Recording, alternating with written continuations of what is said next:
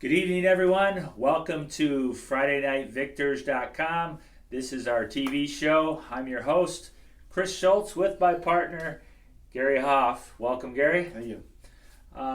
We'd like to thank everybody for watching our show earlier in the week. It probably turned out maybe a little bit better than we thought it would, and the response has been nothing but positive. We've had a lot of different views. So this is going to be our second show, and tonight we're going to talk about our power rankings.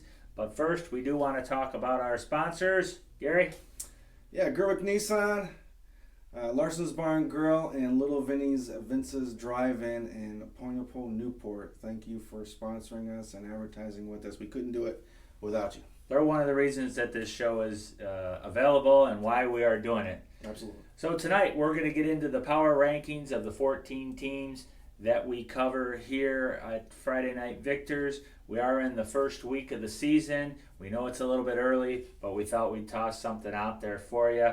One of the big things we have this year, and we talked about it last week, is there are 6 new head coaches in the 14 teams, 2 of which have pretty good experience, and another that has a little bit of varsity experience, and then there's 3 that have no head coaching varsity experience, so that might be a little bit of a problem this year. I mean, high school football is a place where you need a good established coach. Absolutely. So, yeah, this is a unique situation we kind of find ourselves into in the Monroe region here.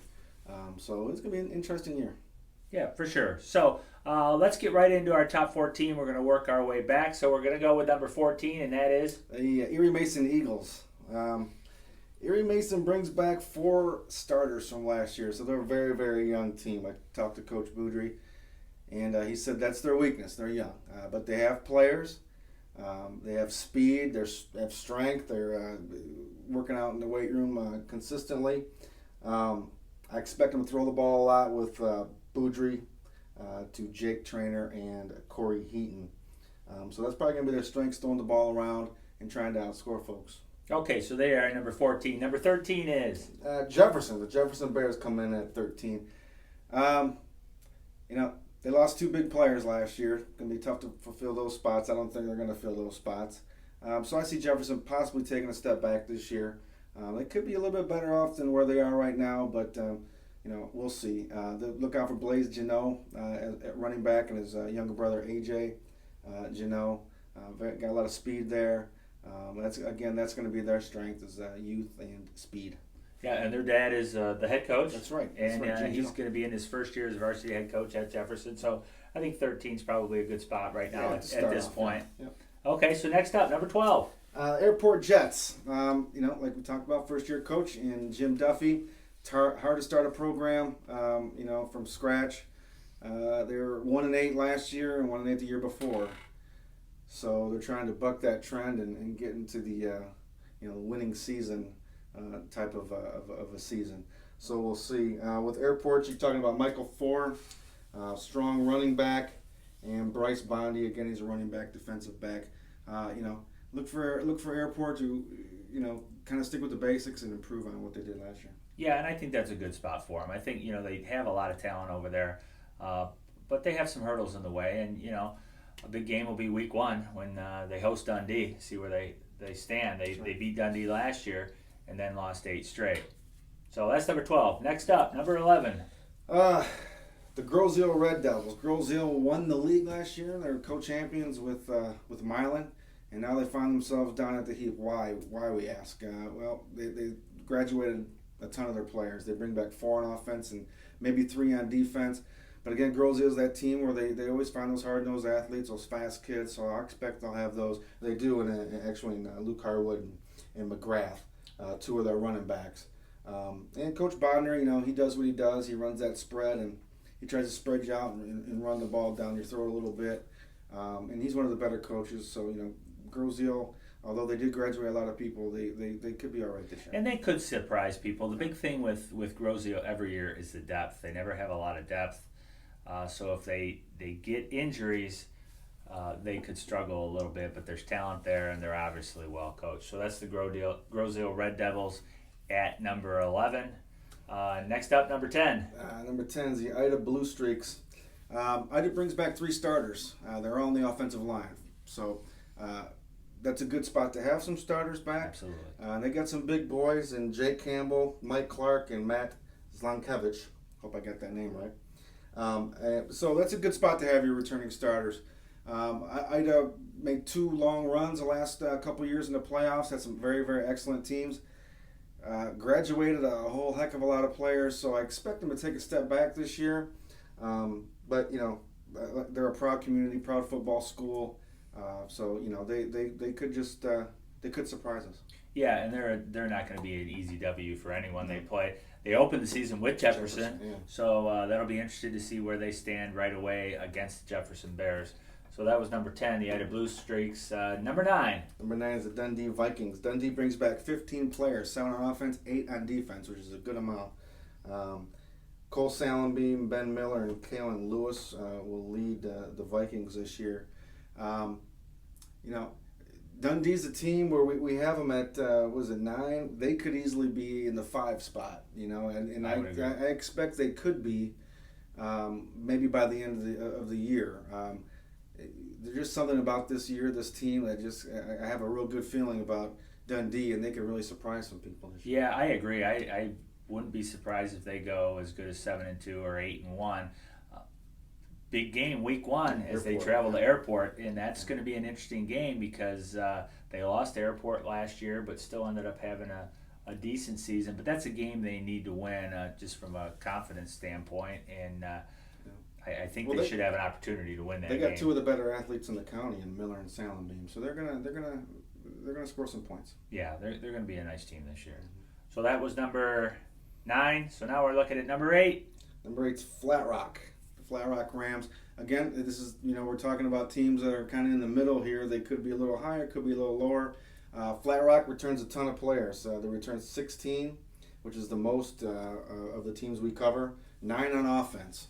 Okay, so I expect them to score a lot of points this year. Would you agree, Chris?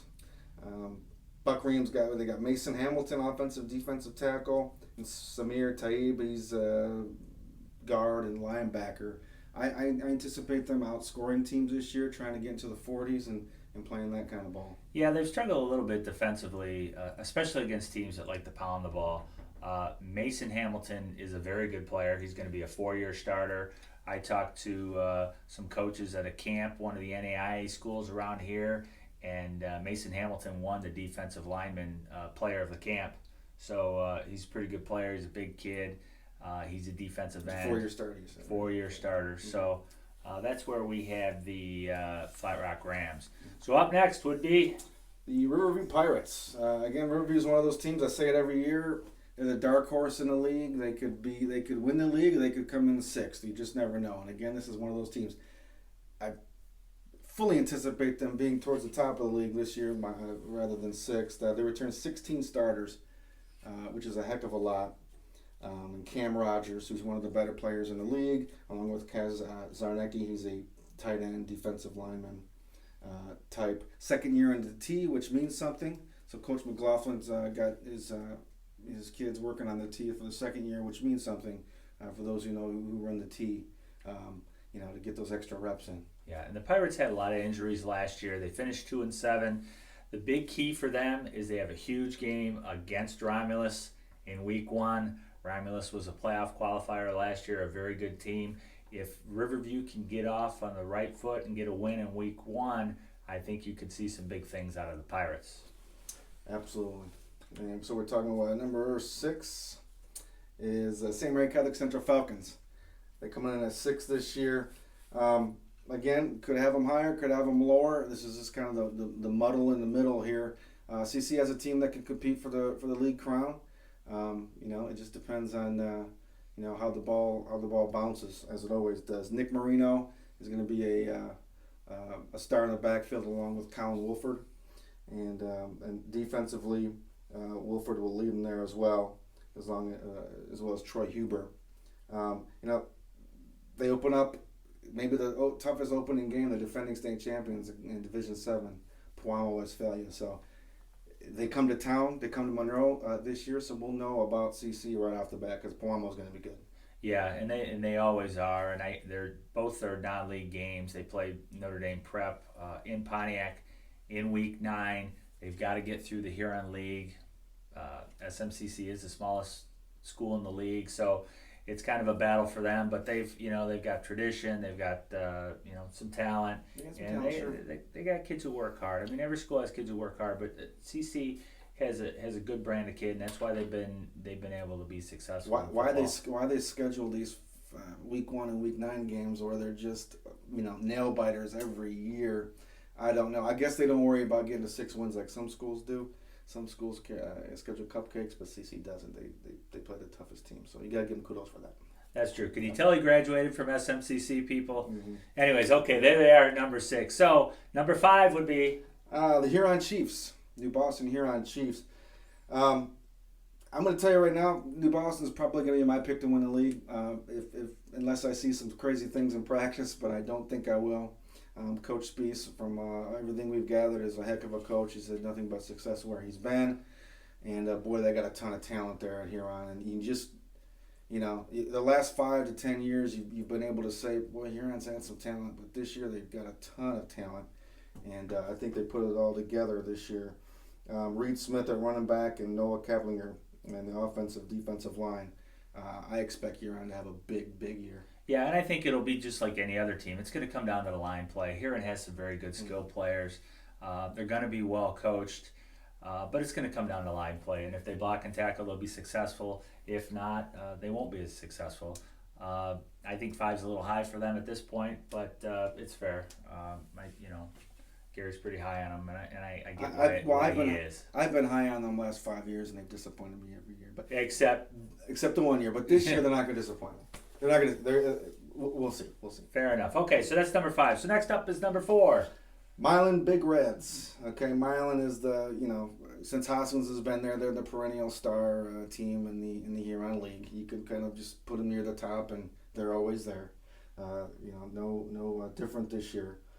2 of the better players in the league, and Hines and Fertney, and Ben Pyle's going to be offensive defensive line star. Got their entire offensive line back, which we talked about before, is huge. And with Coach Hoskins, they're just going to get the job done there. Yeah, and they would be my early pick to win the Huron League. We've obviously got to get out and see the team scrimmage and figure it out. But I think that game's at Huron this year. That's why I picked Huron. I think it's at Huron. I think Huron gets it. Yeah, we'll see. And actually, it's at Milan. That's okay. So we'll kind of go from there. All right, so that's number 4. So next up is number 3. Monroe Trojans. Okay, so Monroe, they got their offensive line. They go about 6'5", 270 across the front. Okay, you're talking about Garrett Doderline, Drew Harmon, Paul Brown. These boys are big and strong and good. And they got 13 players returning, 7 on offense, 6 on defense. In Ontario's second year, teams have a tendency just to kind of get better in the second year of a coach, and Monroe's got the talent. Looking at the schedule, this might be a little bit brazen, but I do see Monroe possibly going 5-0. I mean, it's possible. Yeah, I think so. And if we're asking me, I would say 4-1 because Churchill is really good, but the next 4 games are really winnable. So they could be 4-1, 5-0, right, heading into week 6. So how exciting would that be? Monroe High to be 5-0, 4-1. That would be amazing. I know. I asked a while back, does anybody care about Monroe football? I think if they get a start like that, you'll see that for sure. They're just hiding right now. They're afraid of us. I think they don't want to comment in the blog and make us mad or something. I don't know, but we'll see. Fair enough. Okay, so that's number 3. Next up, we got number 2 is Gibraltar Carlson. Okay, so we talk about first-year coaches being a bad thing, and all of a sudden here's Gibraltar Carlson with the first-year coach, in quotation marks, and Jack Jarmo. Chris and I have been in agreement Jack Jarmo is probably the best coach in this area in some time. The last time we saw Jack, he was winning a state title at SMCC. And, you talk about him at Carlson, he's walking into a situation where he's got some stud players. Talking about Jake Simmons, Ian Stewart, and Jalen Franklin. I mean, these kids are going to see on Saturdays playing under the big lights. So, it's going to be very interesting. I can't wait to get out to see some of their games. So Jarmo with tremendous talent, I think they're sliding right there. I'm excited to see them in the Downriver League. The Downriver League has been ruled by by Wyandotte and Woodhaven and Allen Park and Southgate Anderson had some years there. and there's no reason Gibraltar Carlson can't be that. And I think with the talent they have and the coach they have in place and the staff that he's built under him, a lot of the same people who were at SMCC are with him over in Gibraltar. So I think number 2 is a good spot for them right now, which would leave us with the number 1 team in our basically our preseason power rankings, and that is the Temperance Bedford Kicking Mules. I think you could just at this point kind of put them number 1 maybe every year until they show us different. They got one of the region's best coaches. He does it every year, gets the job done, and they're a big school. And if you look back at their losses in the playoffs over the last 5, 6, 7 years, they've lost close games to the big boys, to the eventual state champions. Last year was no different. To King. Right. So who won the Division II state championship that's right. last year, and they also lost to Saline. So that's a pretty good company right there. Right? Yeah. So I think number 1, at least at this point, we'll put Temperance Bedford there. So that's our power rankings. We will update those, maybe weekly or every couple of weeks. Once the season starts, once the season starts, we'll get doing that based on how things are going. Hopefully, it won't be too predictable where we pick people, but I think teams will move up. I think some teams will move down. Right. It's good. There's going to be a lot of good football in this area this year. We got Bedford at 1. They lost. They don't bring much back at all as far as seniors, and we've got Carlson at 2. They got a new coach and a new league, so you never know what's going to happen. Yeah, for sure. So very excited about the season. Listen, we want to tell you about some things we have coming up. We will have our previews coming up on the blog. We're going to try and get out and see some of the teams. We'll see them scrimmage. When we do our previews this year, we will film the preview, and that video will be embedded in what we write about the teams, and we'll have our predictions on each of the teams, so you can look forward to that. One thing I did want to say, I didn't mention it the other day when we were on, but Gary here is now the color analyst for the 98.3 Monroe station that covers Monroe Trojan and St. Mary Catholic Central football. Gary will be doing the Falcons games on Friday nights. So tell us about that a little bit, Gary. Well, we go on the air at 6:30, and of course it's a CC game. So Monroe High is on the big stick, they call it. Monroe High will be on the actual radio where you turn the knob.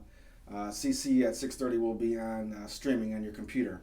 Once Monroe High is over with, that game's over with, CC will go on the big stick on the radio, and you can listen to the replay on the radio. So we'll go live at 6:30 at Navarre Field, week 1 against Pewamo, Westphalia, and you can stream live on your computer. Very cool. So Gary's going to be out there. You're going to be able to hear him all the time. Yeah, my dry sense of humor. Hopefully it comes through. So anyways, that's our wrap-up on our preseason power rankings. We'd like to thank you for watching.